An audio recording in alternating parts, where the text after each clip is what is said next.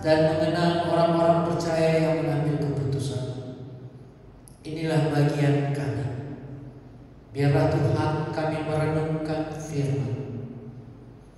Bagaimana supaya kami bisa diselamatkan. Hanya belas kasihan-Mu, pertolongan oleh Roh Kudus, desakan oleh firman terjadi di tempat ini menguasai hati kami. Biarlah Tuhan Yesus, Engkau sendiri yang membungkus kami dengan darah-Mu yang mahal. Dan kami percaya Tuhan, sesi ini akan merupakan sesi yang terpenting. Dan biarlah banyak jiwa-jiwa yang menantikan, merindukan keselamatan terjadi. Terima kasih Tuhan, karena Engkau punya otoritas dan punya kuasa. Di dalam nama-Mu kami berdoa, di dalam nama-Mu kami bermohon, di dalam nama-Mu kami mengucap syukur dan berterima kasih. Amin. Silakan duduk.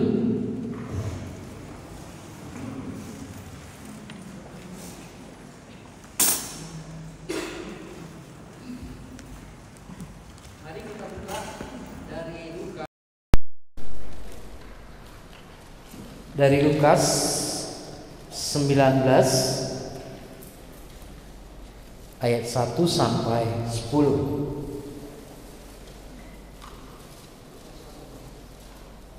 Saya minta ayat 1 kaum Adam, ayat 2 kaum Hawa, ayat 3 pemuda dan pemudi. Dari kaum Adam ya, 1, 2, 3 ya.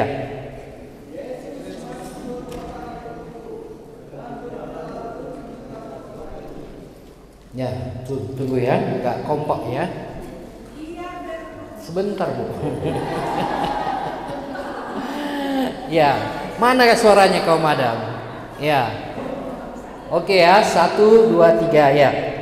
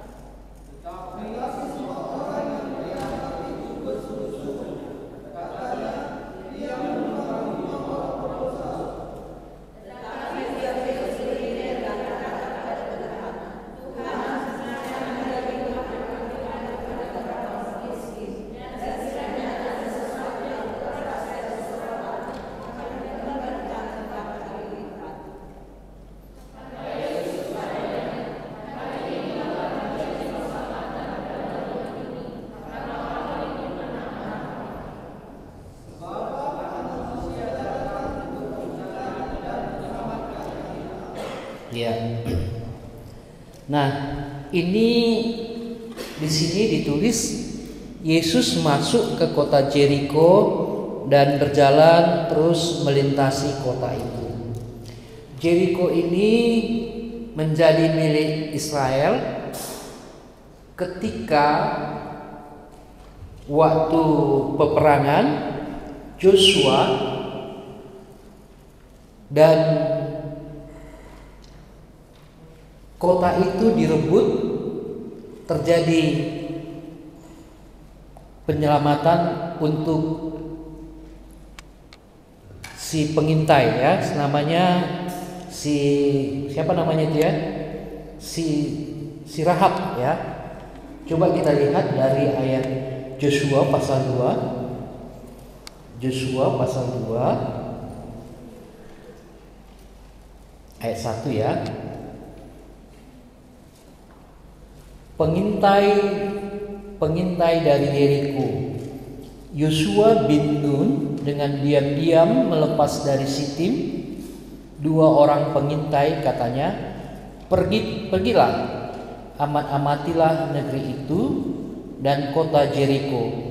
Maka pergilah mereka sampai mereka ke rumah seorang perempuan sundal yang bernama Rahab, lalu tidur di situ. Ya.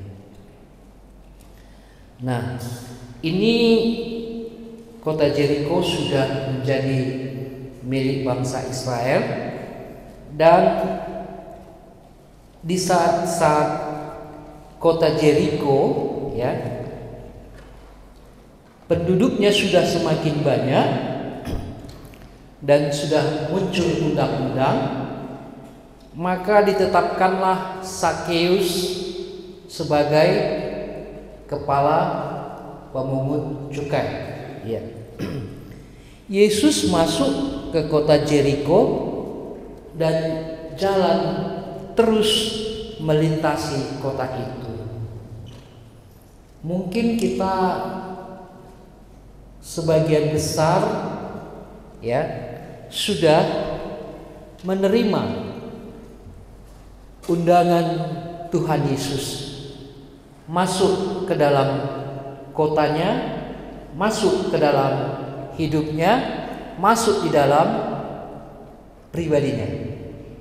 Ya, tadi seperti yang 2 orang tadi. Ya. Yesus masuk ke kota Jeriko dan berjalan terus melintasi kota itu. Apakah saudara tidak pernah terpikir Yesus berjalan terus melintasi, melewati pribadi lepas pribadi?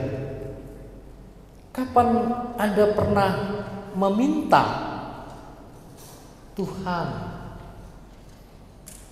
masuklah? Ini kota Jeriko, ya. Kota dulunya awalnya adalah perzinahan. Tetapi Tuhan Yesus coba dan melihat kota Jeriko ini adalah kota yang indah ketika Sakeus sudah bertobat. Saudara tetap jelek bagaimanapun Anda percantik diri saudara, kalau belum ada Tuhan Yesus. Nah, Yesus masuk ke kota Jeriko. Kapan Anda mengundang Yesus masuk ke kota Anda? Kapan Anda mengundang Yesus masuk ke dalam pribadi Anda? Kapan Anda mengundang Yesus masuk ke dalam hati saudara? Apakah waktu ini kita biarkan berlalu? Apakah waktu ini berjalan begitu saja? Apakah retreat ini kita biarkan seperti sudah besok pulang? Ya. Yesus masuk ke kota Jeriko dan berjalan terus melintasi kota itu. Di ayat 2, di sini kita lihat di dalam warta, di dalam ini ada Sakeus, ya. Nah, Sakeus ini badannya pendek dan dia berusaha menemui seperti apa Yesus ini. Ya. Sakeus seorang kepala pemungut cukai. Sakeus adalah kepala pemungut cukai dan seorang yang kaya. Mungkin Anda berpikir tidak ada lagi kekurangan di dalam diri Sakeus. Mungkin Anda berpikir, aku mau seperti Sakeus. Saudara-saudara yang dikasihi oleh Tuhan, Sakeus punya anak buah. Sakeus punya duit. Sakeus pekerjaannya kepala pemungut cukai. Anda bayangkan kepala pemungut cukai. Dia perpuluhan, persembahan, keuangan, mungkin di dalam dirinya apa kata imam, mungkin dari bagian dirinya masuk di dalamnya. Tapi Anda pernah berpikir, kalau saya membangun gereja, saya siapkan dana, saya nanti duduk di depan, seperti itulah. Tapi Sakeus tidak mempunyai relasi. Tapi Sakeus dihianati, dijauhi, dikucilkan. Seperti itulah perasaan Sakeus, seorang manusia yang membutuhkan relasi, membutuhkan komunikasi, yang membutuhkan orang lain juga. Dia yang membangun gereja, tapi dia terusik karena orang menjauhi dia. Sakeus ini kepala pemungut cukai dan seorang kaya, tahu, sadar bahwa dia membutuhkan seorang yang menyapa dia, yang menegur dia. Iya. Jadi Sakeus ini sangat-sangat tertekan dengan hartanya, dengan kliennya, dengan sahabat-sahabatnya, dengan orang-orang yang dia cintai. Dia tertolak, saudara. Secara tidak langsung dia tertolak.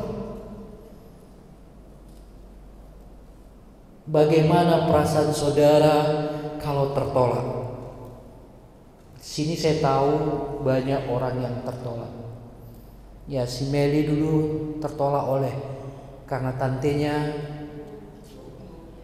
ya, bau ya, bau. Ya, siapa lagi ya? Si Rani tertolak dari keluarganya. Ya, syukur bapak ibunya bisa sadar. Ya, banyak yang tertolak karena kasih Tuhan itu melebihi daripada yang menolak. Iya, Sakeus ini sepertinya hampir putus harapan. Pekerjaannya, kalau dulu dosa yang paling kejam itu ada 3 ya. 1 pembunuhan, 2 perzinahan, 3 pemungut cukai. Sakeus ini senang dengan uang, hampir-hampir kayak Sabet tadi ya. Ya, senang dengan uang, tidak ada habis-habisnya. Kalau dulu pemungut cukai pekerjaannya mengintai. Nanti kita setelah jual beli, nanti di stop, hey, apa tadi yang kau jual? Nah, di situ dipajakin, dulu pajak berjalan namanya. Iya. Ayat yang ketiga, mari sama-sama kita baca. 1, 2, 3 ya. Ia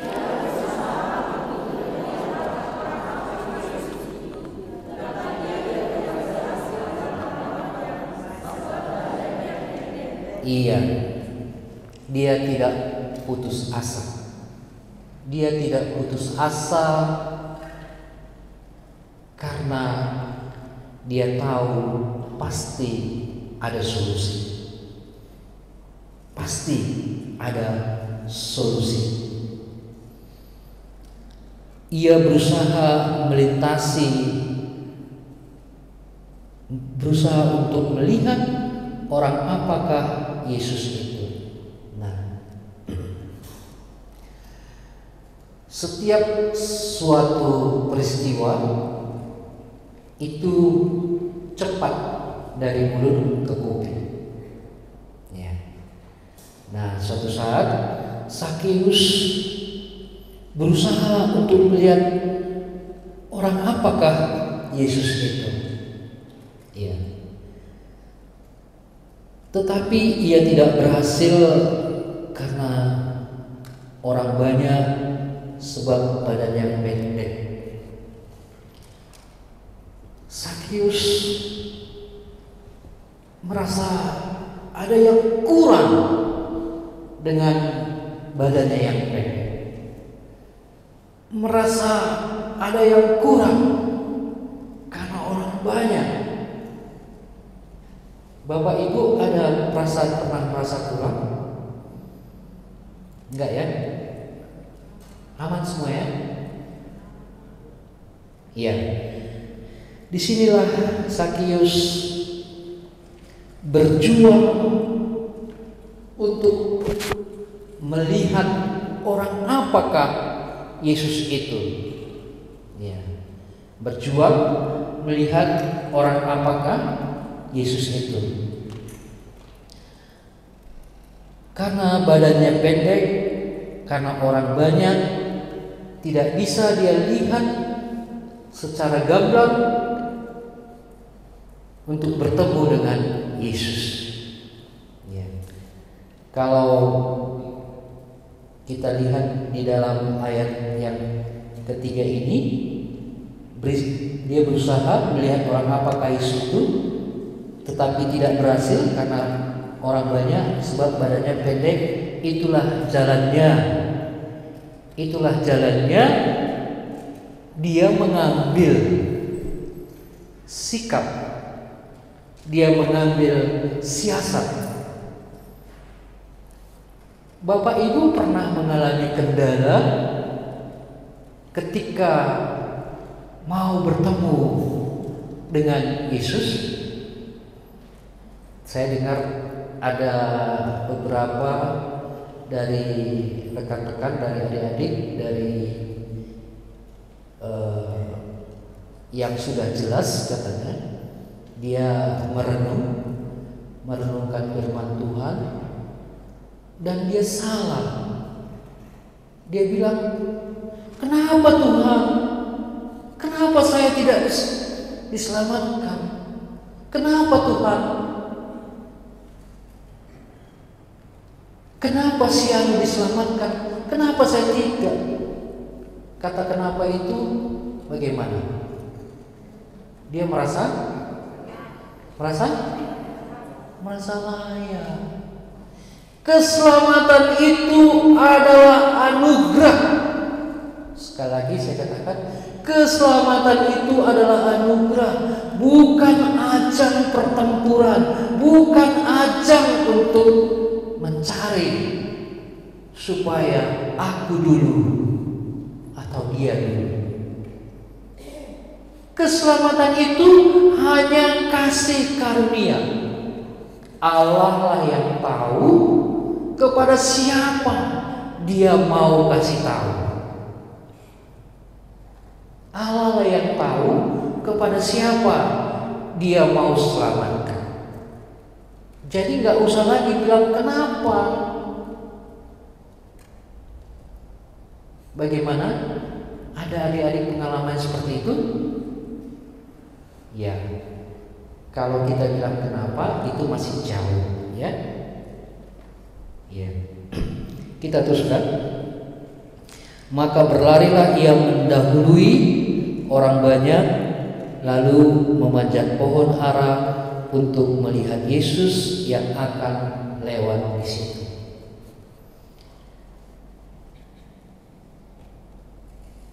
Kita lihat bahwa Sakius ini tidak habis akalnya. Tidak habis akalnya untuk bisa berjumpa dengan Yesus. Bagaimanapun caranya akan kutempuh. Ya, sama seperti Marvin tadi ya. Ya. Bagaimana tadi trik Marvin? Ya. Bagaimanapun caranya kutempuh. Ya, dari sanak saudaranya dapat 300, dari biringnya dapat 100, dari uang sekolahnya cepet dempul ya. Ya, berarti berapa itu? Ya, jadi 25 uang kantong kan gitu ya. Iya. Jadi ini strategi. Dia rindu. Tetapi orang yang rindu tidak pernah Tuhan lalu lewatkan. Tidak pernah. Tidak pernah. Tuhan tahu apakah engkau rindu atau tidak.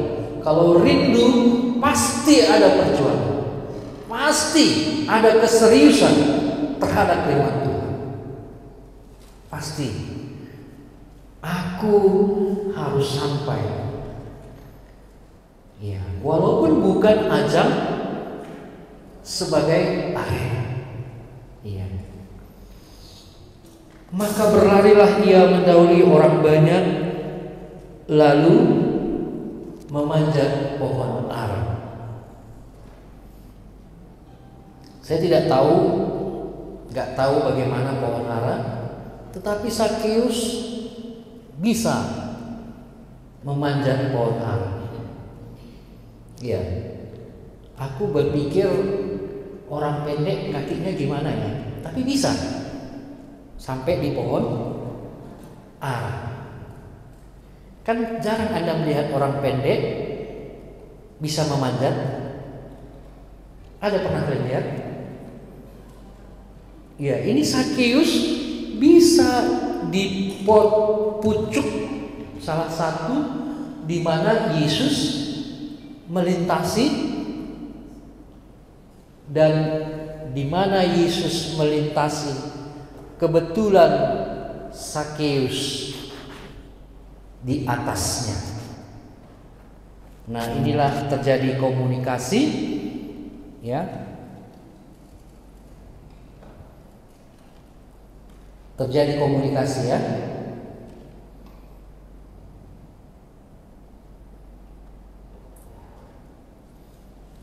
Nah, kita lihat di sini di mana Sakius memanjat pohon ara.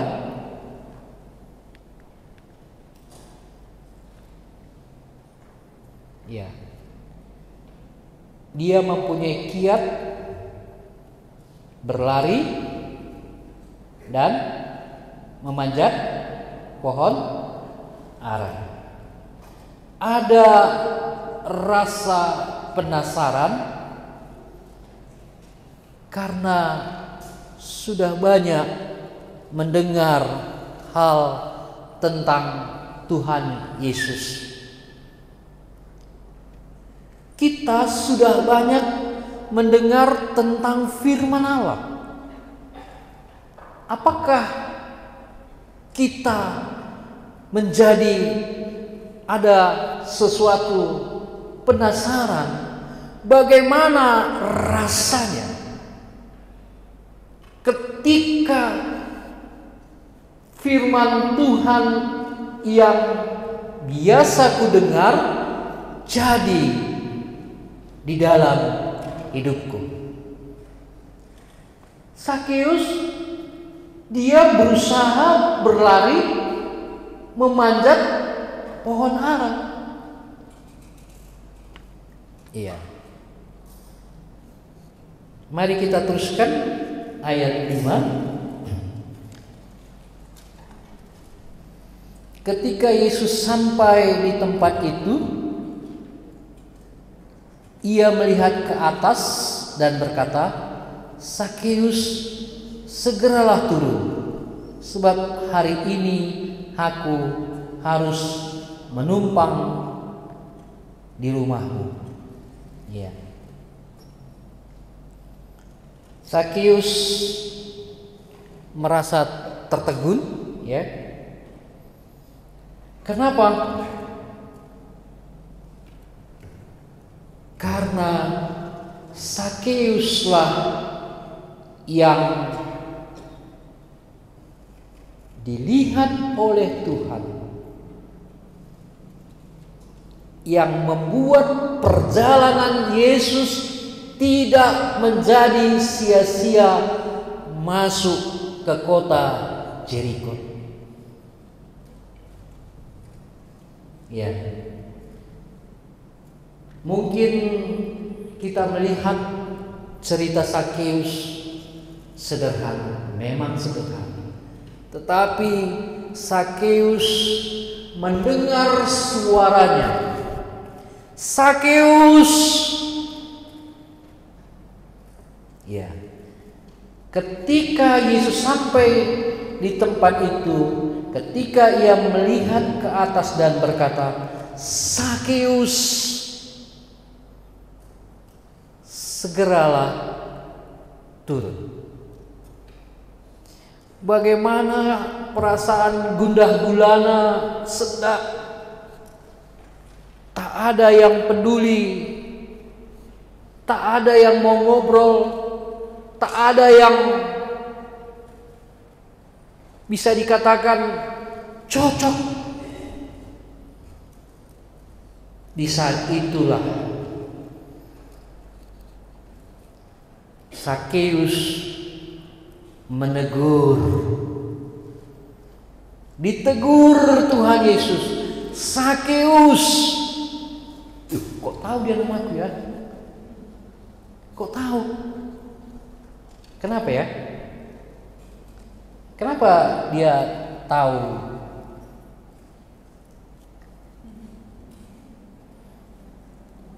Kenapa? Kenapa Yesus tahu nama Sakeus? Apa? Silakan. Kenapa, Santo? Kenapa? Kenapa Yesus tahu nama Sakeus? Iya, silakan. Biring Martin, ayo.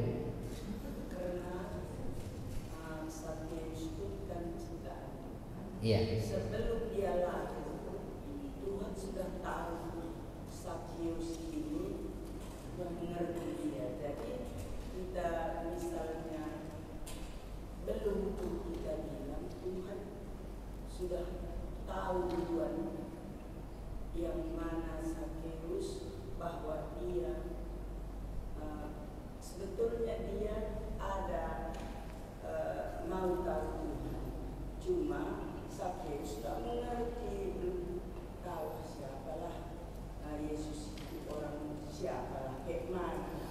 Jadi Tuhan sudah tahu, panggil namanya, ya kan dia. Iya. Turun ke dalam. Iya. Tadi pengenalan Sakeus kita lihat,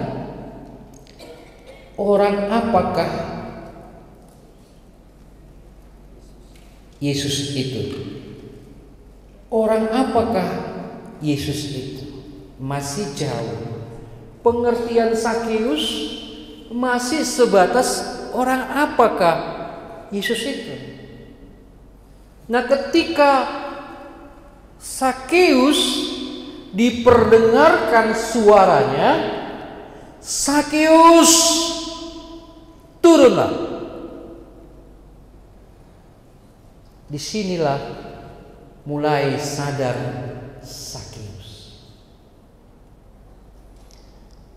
Jadi nama Sakeus diungkapkan Tuhan Yesus, membuat Sakeus mulai sadar, sebab hari ini aku harus menumpang di rumahmu, sebab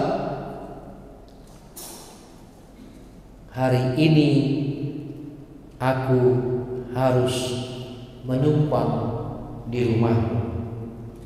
Iya, kalau kita lihat bagaimana Tuhan Yesus memperlihatkan caranya, karena Sakeus ini sudah sangat-sangat rindu namanya disebut, sudah sangat-sangat dia membutuhkan orang yang mengerti dia. Apakah Sakeus membandel? Bagaimana? Apakah Sakeus membandel? Enggak ada orang. Yuk kita baca ayat 6. Ya, 1, 2, 3 ya. Lalu Sakeus segera turun dan terima Yesus dengan sukacita. Iya. Penerimaan Sakeus kepada Tuhan Yesus penuh dengan sukacita. Berbeda sekali waktu pertama-tama dia mengerti dia orang kaya yang masih sia-sia. Ya, tadi sesi disebut ya, orang kaya, orang miskin, semuanya menjadi sia-sia. Orang pengertian, orang yang punya pengertian, tidak punya pengertian, semua sia-sia. Kecuali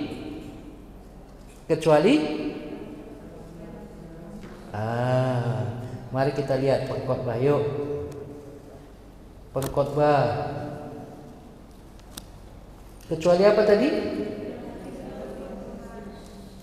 Kecuali bersama-sama dengan dia ya. Coba kita lihat pengkhotbah pasal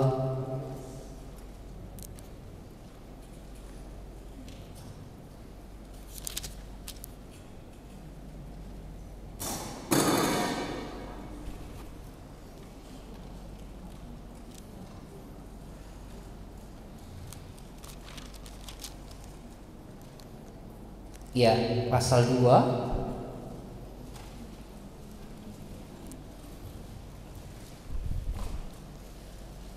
ayat 25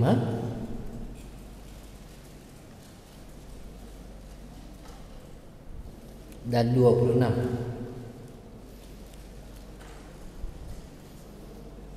Ya, karena nanti kita tahu bahwa bagaimana sukacita Sakeus ini ya. 25 saya baca, karena siapa dapat makan merasakan kenikmatan di luar dia, karena kepada orang yang dikenannya ia mengaruniakan hikmat, pengetahuan dan kesukaan, tetapi orang berdosa ditugaskannya menghimpun dan menimbun sesuatu yang kemudian harus diberikannya kepada orang yang dikenan Allah. Ini pun kesia-siaan dan usaha menjaring. Inilah sukacita Sakeus. Sebelum dia bertemu dengan Yesus, yang mau dibanggakan pun gak ada. Kekayaannya pun mau dibanggakannya gak bisa. Kalau sudah sosial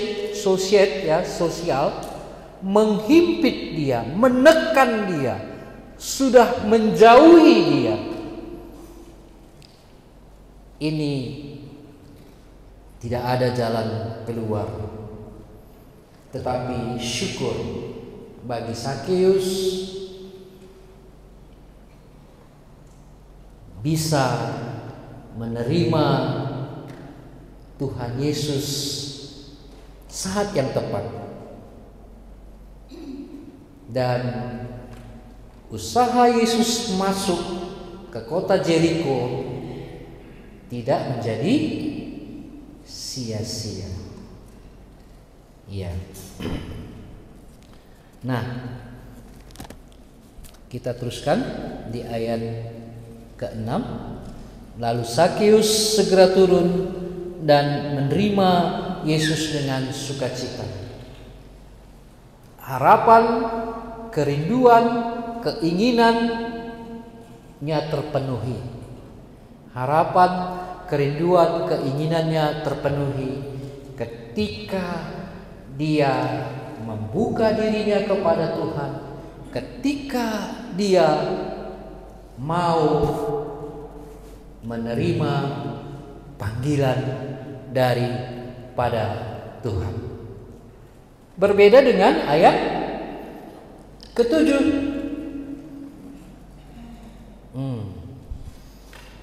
Tetapi semua orang yang melihat hal itu bersungut-sungut, katanya, ia menumpang di rumah orang berdosa.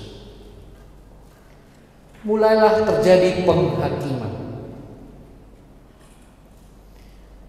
Orang berdosa menghakimi orang berdosa. Siapa di antara kita yang tidak pernah menghakimi? Silakan, ada? Adakah kita yang tidak pernah menghakimi? Ada? Iya. Orang berdosa ini menghakimi keberdosaannya, ketelanjangannya. Gambaran orang berdosa suka menghakimi. Kalau orang yang sudah percaya kepada Tuhan, dia serahkan kepada Tuhan. Nah, penghakiman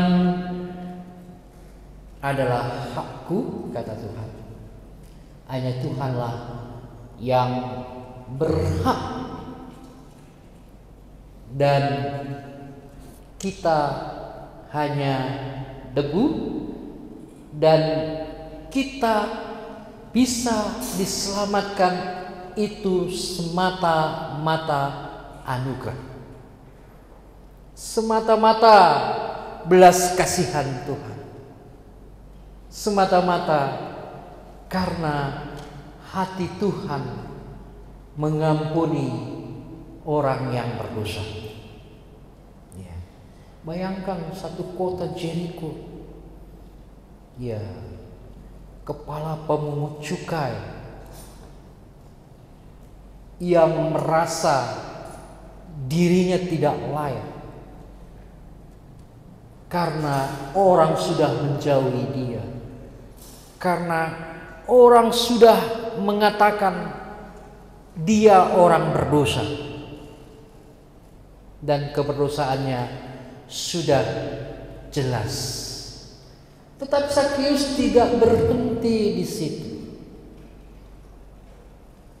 Ya.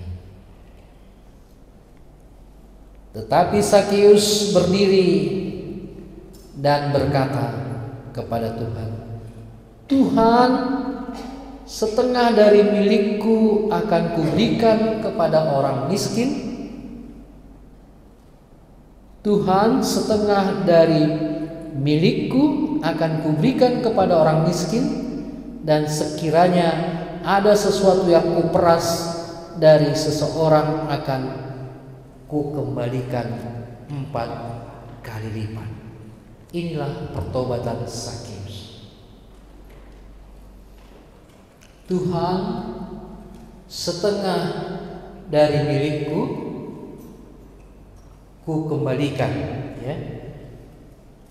Tuhan, setengah dari milikku akan kuberikan kepada orang miskin, sekiranya sesuatu yang kuperas dari seorang akan kembalikan 4 kali lipat. Nah, jadi kita bisa mengerti Sakeus tidak lagi melihat hartanya, tidak lagi melihat, dia mengutamakan sudah kebenaran firman. Dia sudah melihat Tuhan. Dia tidak takut lagi yang selama ini dia peras lebih. Yang dia peras lebih dari umumnya. Dan dia berkata, Tuhan, setengah dari milikku akan kuberikan kepada orang miskin, dan sekiranya ada sesuatu yang kuperas dari seorang akan kukembalikan 4 kali lipat. Mungkin kita melihat pertobatan Petrus, 2 perahu dipanggil Tuhan, ditinggalkannya. Dia tinggalkan perahunya beserta ikan-ikannya dan mengikut Tuhan. Sakeus dia berikan kepada orang miskin 4 kali lipat. Sekiranya kalau ada orang yang kuperas, ya, dia bilang apa? Dari seseorang akan kukembalikan, iya, setengah milikku kuberikan kepada orang miskin. Ayo hitung-hitungan kita, yuk. Sudah berapa kita berikan kepada orang miskin?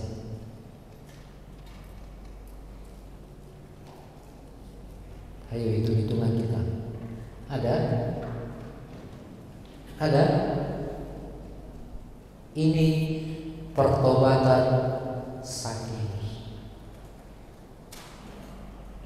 Langsung Tuhan Yesus mengatakan, apa kata Tuhan Yesus kepada orang kaya? Apa kata Tuhan Yesus? Kata Yesus kepadanya, hari ini telah terjadi keselamatan. Terjadi keselamatan kepada rumah ini, karena orang ini pun anak-anak Abraham. Sakeus suku Lewi yang biasanya harus di rumah Tuhan, tetapi karena kecerdikannya, kepiawaiannya, dia menjadi kepala pemungut cukai, dan dia mendapatkan lebih. Setelah mendapatkan lebih, apakah itu memuaskan jiwanya? Apakah itu memuaskan hasrat? Apakah itu yang menjadi patokan dan jawaban yang harus dikerjakannya? Tidak. Justru itu membuat hatinya tertekan. Mungkin dia berkata, oh nasib gak ada ya. Apalagi kita bilang, ya, jadi cara-cara seperti itulah dia menghibur dirinya, tapi tidak pernah terpuaskan. Semakin hari semakin tertekan, dan akhirnya dia bertemu dengan orang. Apakah Yesus itu sebenarnya? Ternyata dialah Tuhan. Dialah Tuhan yang mengerti keberadaannya. Sakeus turun. Aku harus menumpang di rumah. Kalau enggak kan bisa aja ya, bisa keliru ya. Pendek, manjat-manjat pohon. Kan bisa aja keliru ya. Bisa aja enggak punya rumah. Iya. Ini Zakheus tertegun.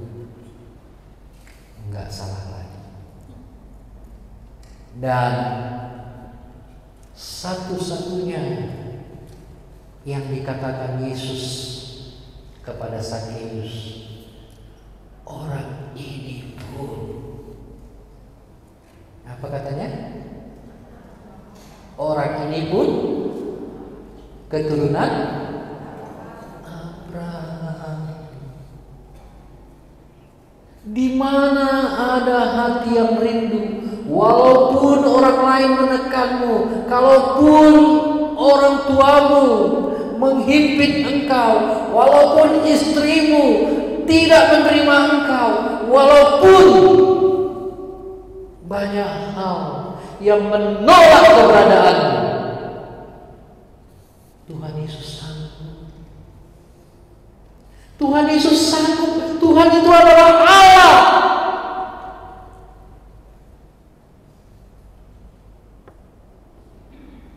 Mari kita renungkan. Sakit kali hatiku. Sakit kali hatiku.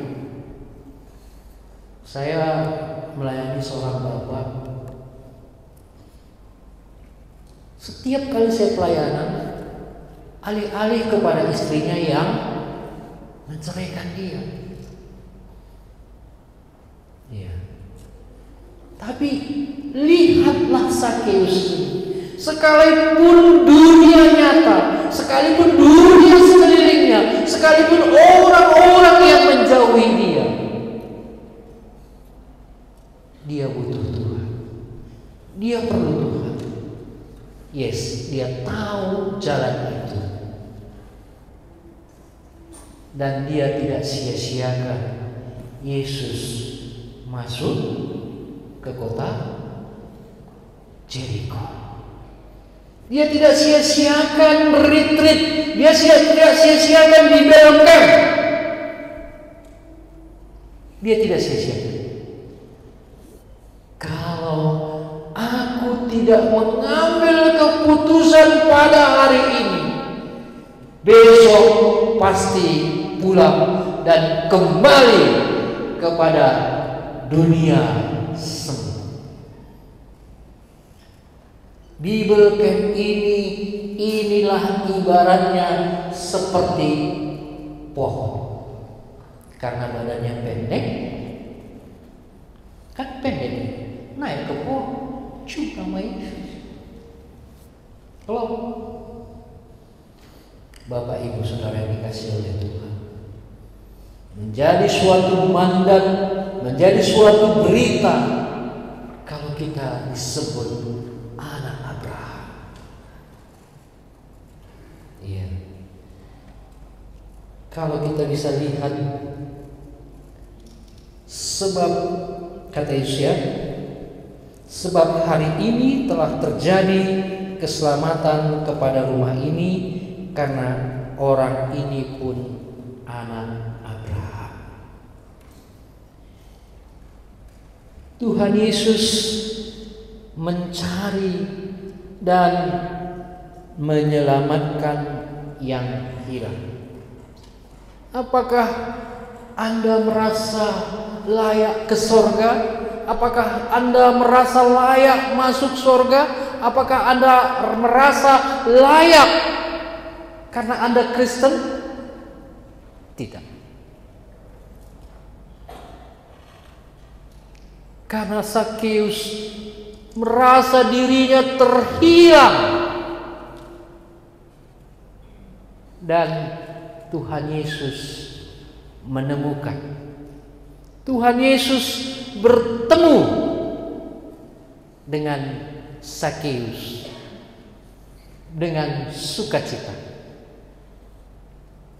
Bapak Ibu Saudara yang dikasihi oleh Tuhan, keselamatan tidak bisa dibeli. Ini adalah anugerah.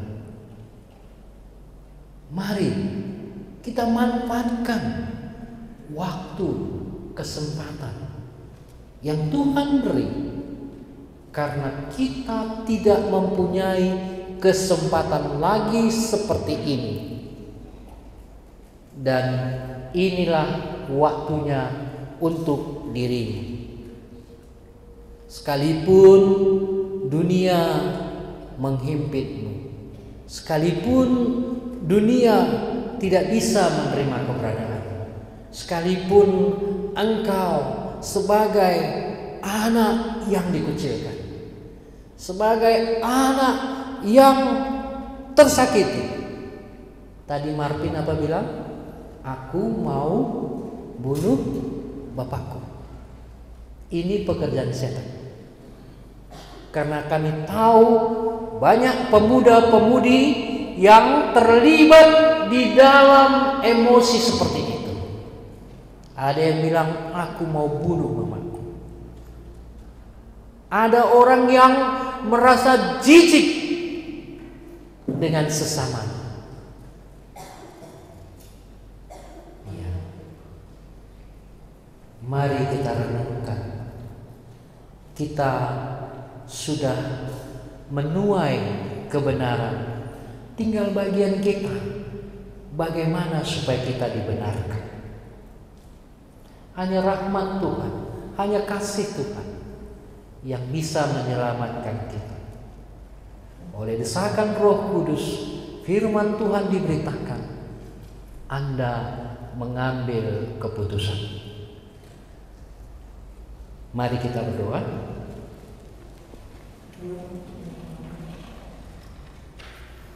Kita berdiri.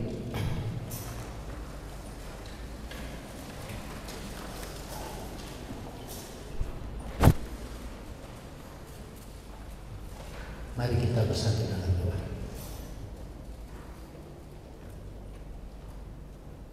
Kami berdoa kepada-Mu Tuhan. Engkau melintasi kota Jeriko. Engkau mencari dan mencari yang hilang.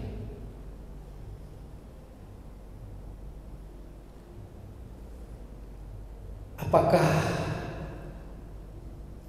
ada jemaat-Mu yang berperasaan seperti itu? Biarlah Engkau membisikkan kepadanya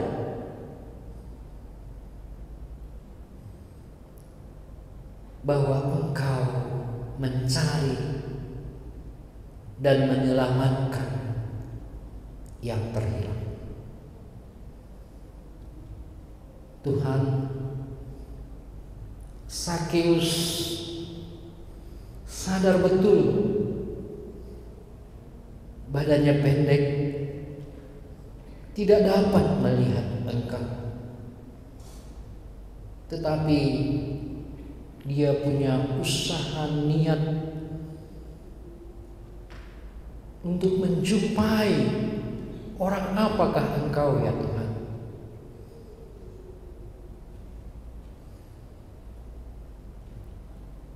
Engkau sendiri menyadarkan Sakeus ketika Engkau memanggil namanya, ketika Engkau mau menumpang di rumahnya. Disitulah Sakeus menyadari keberadaannya. Tuhan, sudah banyak firman Tuhan yang didengar oleh jemaat. Sadarkanlah mereka bahwa ancaman bahaya maut di depan. Biarlah kesempatan yang begitu indah ini mereka tidak tinggal diam. Mereka berusaha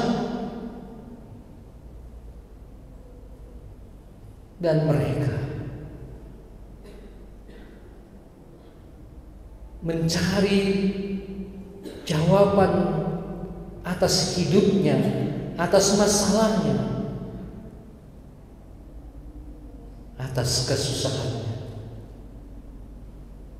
Tetapi Tuhan, karena kami tahu Engkau Allah yang penuh kasih, yang kasih-Mu melebihi daripada harapan dan minta kami.